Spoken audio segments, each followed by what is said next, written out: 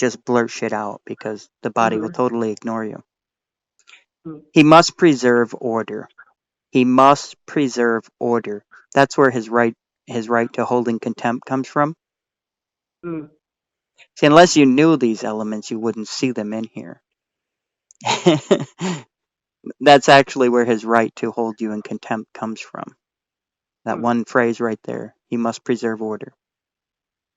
He must protect every member in all his rights. So you can literally quote language from here if you want to stand on language from here to make your case. He must answer promptly all questions, parliamentary law, when necessary, rule firmly upon all such questions. Now, this is very important. He is not bound to answer, and usually he should not answer any questions that are not strictly questions of parliamentary law. So just think of your presiding officer as a parliamentarian. He's just like a referee with a whistle.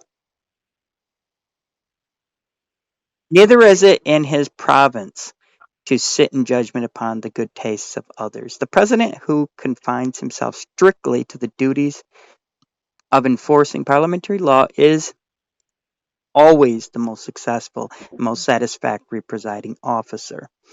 And when we talk about the privileges and rights of the president, it's interesting to note that the president does not, and by reason of being president, forfeit any of his rights as a member of the body.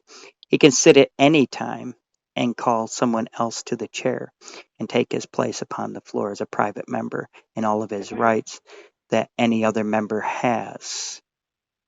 He should keep himself as far as possible from everything like partisanship as to any measure.